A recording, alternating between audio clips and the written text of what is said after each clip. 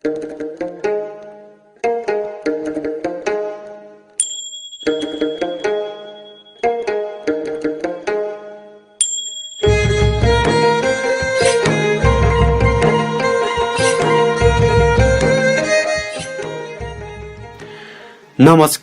म अम्बिका हाङबाङ। अंग्रेजी सिकाइ रेडियो कार्यक्रममा यहाँहरूलाई स्वागत छ। चैत्र 11 गते यता देश लकडाउनमा छ। सायद हाम्रो दैनिकी फेरिएकै होला। लकडाउनलाई समस्याको रूपमा मात्र नलियौं, विभिन्न माध्यमबाट शिक्षा हासिल गर्ने अवसरको रूपमा प्रयोग गरौं।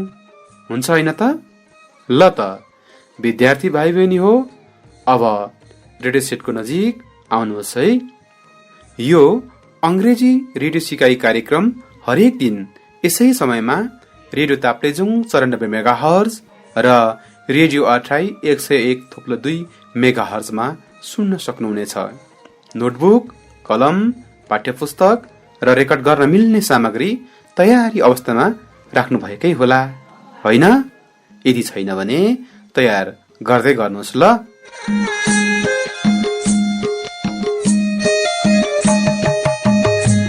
तयार गर्नुभयो नि, होइन? आजको बसाइमा अनिवार्य अंग्रेजी विषय अन्तर्गत कक्षा 11 को म्याजिक अफ वर्ड्स पुस्तकको एक कथा रिक्वायरिङ ड्रिम अर्थात बारम्बार दोहोरिने सपनाको बारेमा चर्चा गर्नेछौं। विद्यार्थी भाइ बहिनीहरू तयार हुनुहुन्छ, होइन?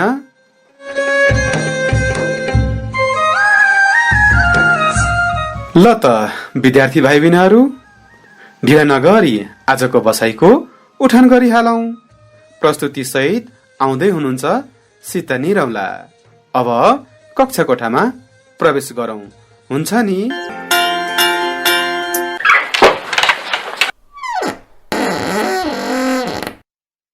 Hello students, it's me Sita Niraula.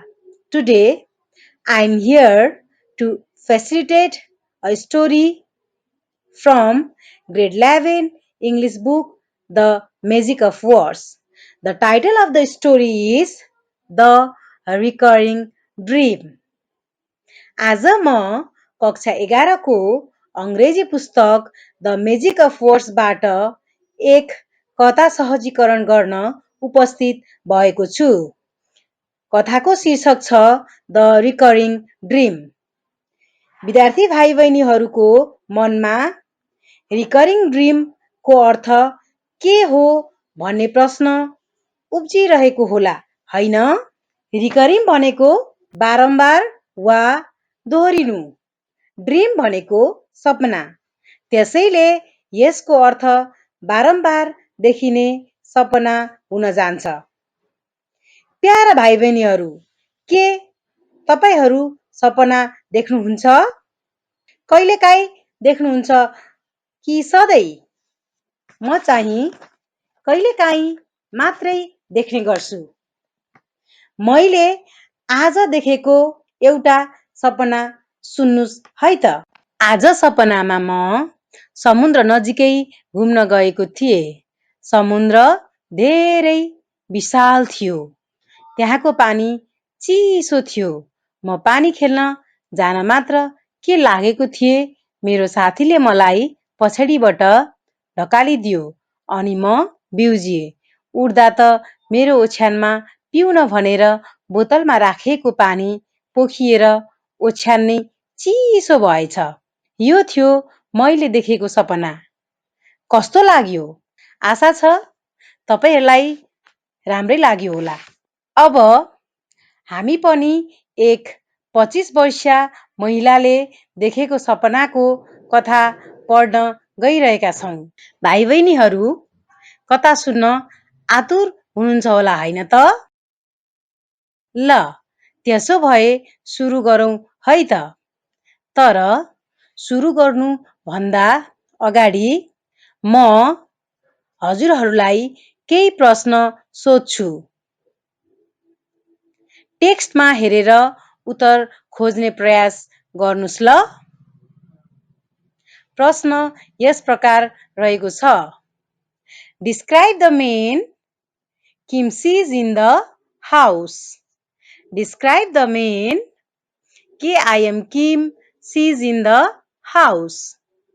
How old is Kim at this time? How old is Kim at this time? प्रश्न आफ्नो कापीमा लेख्नुभयो होइन त? त्यसो भए कथा पढौं ल। द रिकरिङ ड्रिम एउटा लन्डनको कथा हो। यो एक सुपरनेचुरल कथा हो किनकि यो कथा एउटा अनौठो सपना र एउटा आत्मासँग सम्बन्धित छ। किम्बर्ली क्लार्क KIMBERLY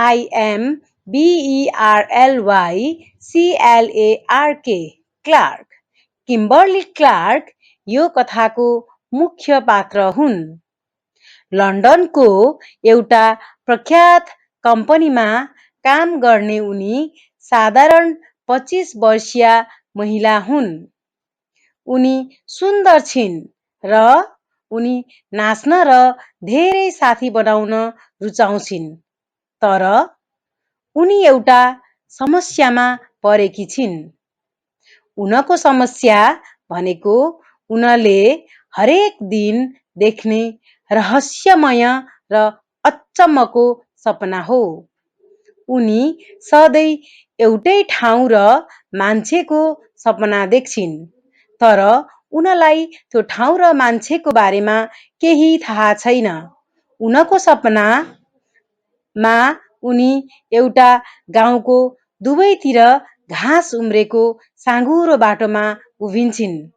उक्त बाटोको अन्तिममा एउटा सानो पहाड छ र त्यो पहाडको टुप्पामा एउटा सेतो छाप्रो छ जसको ढोकाहरू हरिया छन्।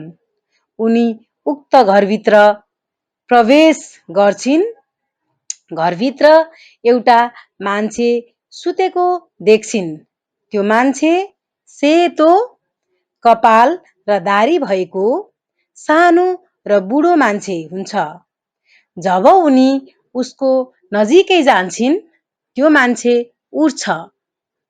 उनी बोल्नको लागि मुख खोल्छिन् तर उनी आफ्नै कोठामा बिउजिन्छिन्।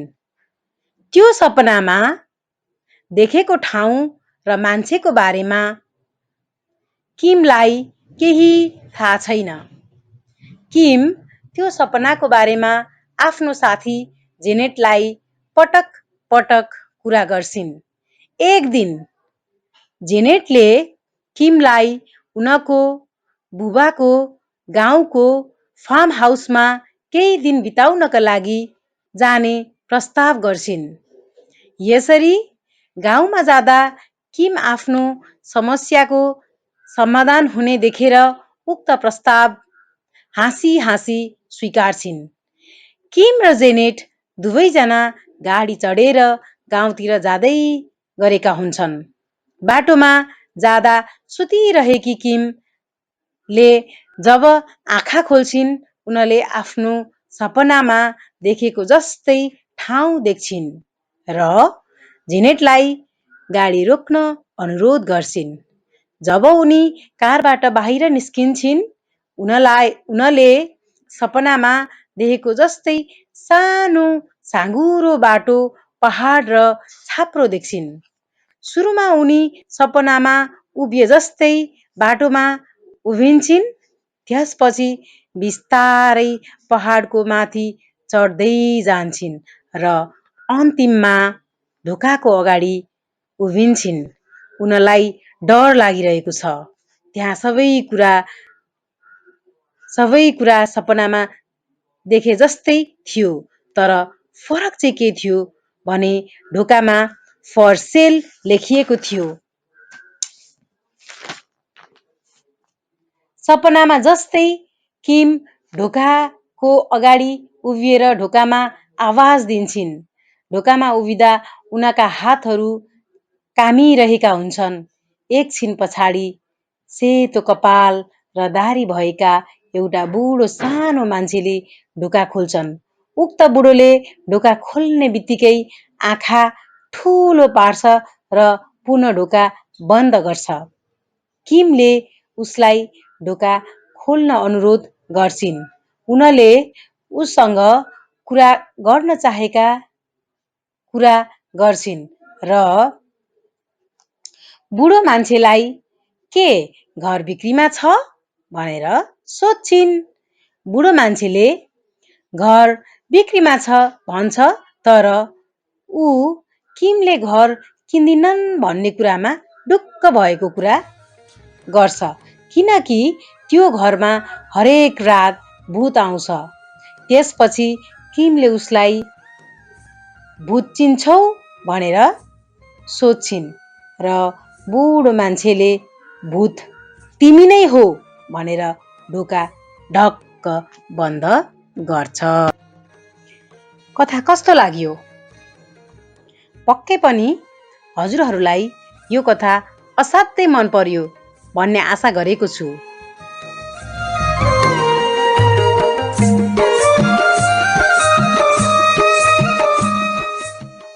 Now, I am going to tell you the summary or the central idea of the story, and after that we will discuss important question and answer also. So, are you ready? Then let's begin. Kimberly Clark, Kimberly, Kimberly Clark, Clark. The protagonist, Protagonist, protagonist, मुख्य पात्र of the story, who is 25 years old with all the qualities, qualities, qualities of a normal young woman, lives and works in a large company in London. She is pretty, pretty, and loves to dance, and she has many friends. Despite, despite all these, she has a problem of mysterious dream that she sees frequently. Mysterious, mysterious, mysterious, रहस्यमय. Frequently, frequently, frequently, पटक पटक. The dream is mysterious because it is a dream about a person and place which are completely strange to her, and also it is recurring, recurring, barambar. Dream. The dream bothers,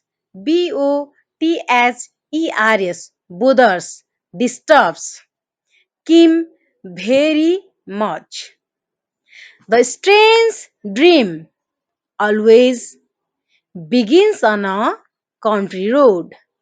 Kim stands on this road and sees a lane, lane, lane, bato, with white fence,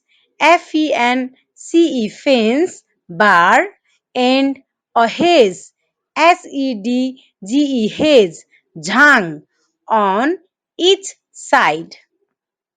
At the end of the lane, lane, on the top of a hill, she sees a small white cottage with green shutters, shutters, shutters, Jial. In the dream, she then walks up the lane to the house, goes in, and looks around. In one of the rooms, she finds a man asleep, suteko, in bed. He is a little old man with white hair and white beard. Beard, beard. In the dream, when Kim comes near his bed, the man wakes up, wakes, wakes up and looks at her. When Kim opens her mouth to speak to him, she wakes up in her own apartment in London. As the dream disturbs Kim a lot, she expresses expresses she expresses her problem to her roommate roommate roommate साथी Janet Wilson Janet Janet Wilson Wilson. So, to get rid, rid, chutkara of the mysterious mysterious dream and to solace her mind, they make a plan to visit Janet's parent farmhouse, गाउँको खेतीघर. As per their plan, early the next Saturday morning, they leave the city in Janet's car. As they pass through a country road, Kim sees the similar scene which she sees in her dream. She gets out of the car and follows the lane as she does in her dream. She is surprised, surprised to see exactly the same except except for a sign for shell in front of the house.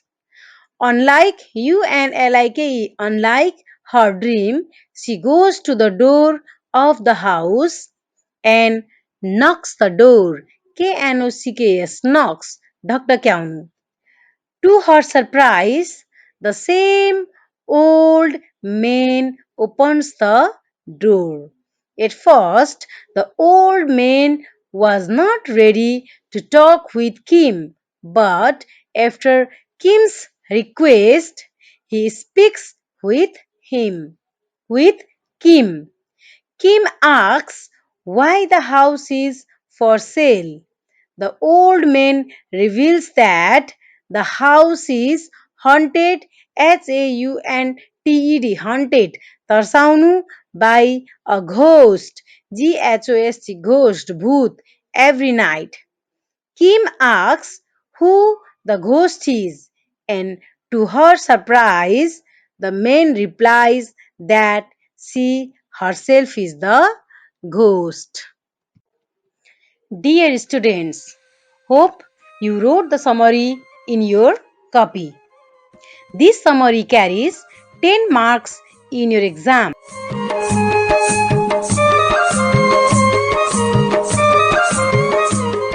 Now, let's discuss the frequently asked question in exam. Write it down in your copy. Okay, if you are ready, then question number 1. How did Janet Wilson help her friend Kim when she was troubled by the ghost? How did Janet Wilson help her friend Kim when she was troubled by the ghost? Now, write the answer in your copy.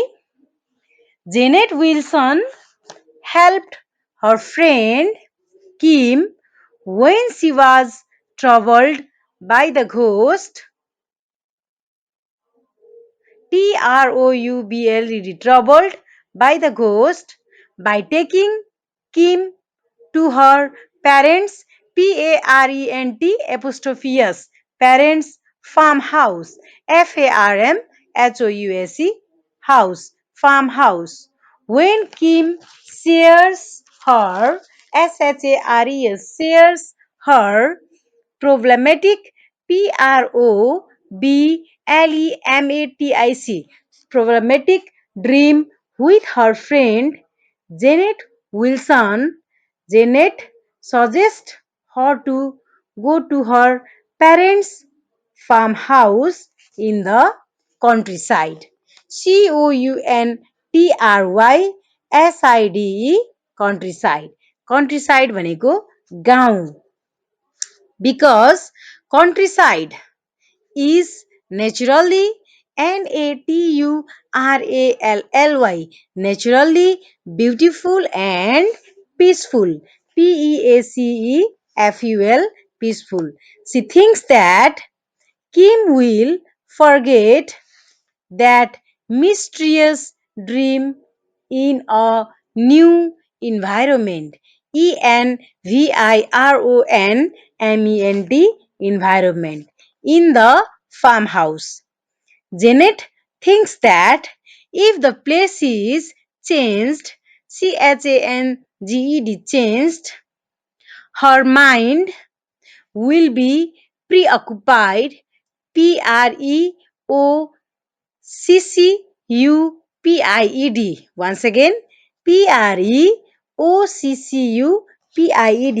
preoccupied with new things, and she might forget that dream.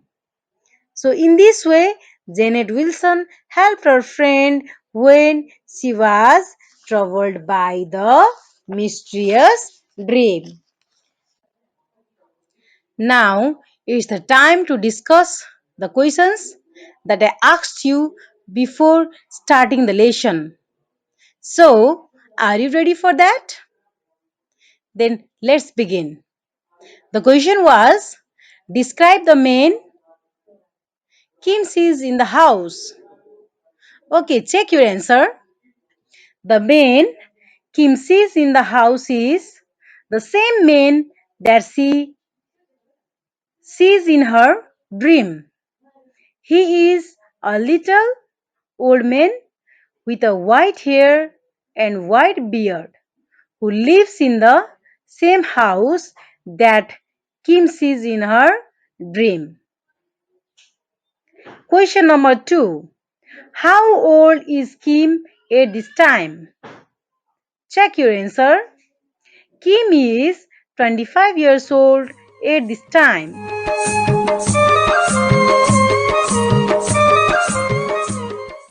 Now, we are at the end of our class. So, write some important questions asked in the exam as your homework. Question number 1. What is Kim's recurring dream about? What is Kim's recurring dream about? Discuss it in brief. BRIEF, brief. This question carries 5 marks in your exam. Write about a dream that you have seen recently. Question number 2. Write about a dream that you have seen recently. This is a long question that is frequently asked from this story and it carries 10 marks. Question number 3. What does the little old man do when he sees Kim at the door? What does the little old man do when he sees Kim at the door? So, students, try to write the answer to these questions. Thank you for taking part in English learning radio program. Now it is time to say goodbye. Hope to see you in next class.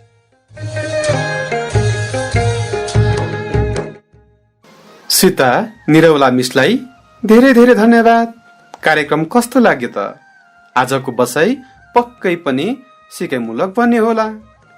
कार्यक्रम सुन्दै पक्कै पनि प्रश्न तथा जिज्ञासा टिपोट गर्नुभएकै होला। ल त प्रश्न तथा जिज्ञासा अंग्रेजी सिकाइ रेडियो कार्यक्रमको Facebook page @radio education HPF को इनबक्समा र RADIOPROGRAM@HPF@gmail.com मा पठाउन सक्नुहुनेछ। प्रश्न तथा जिज्ञासाको समाधान सहित थप सिकाइको लागि भोलिको कार्यक्रममा पुनः भेट हुने नै छ। पठन पाठनको क्रममा कुनै जिज्ञासा भए निम्न ठेगानामा सम्पर्क गर्न सक्नुहुनेछ। ठेगाना र सम्पर्क टिप्न तयार हुनुहुन्छ हैन? ह्युम्यान प्र्याक्टिस फाउन्डेसन फुङलिङ नगरपालिका 4 ताप्लेजुङ। Phone number 024-4 61 047। हवस् त, आगामी अङ्कमा पुनः भेट हुनेछ। म अम्बिका हाङबाङ बिदा हुन्छु। नमस्ते। घरमै बसौं, सुरक्षित रहौं, रेडियो सुनौं र पढौं। धन्यवाद।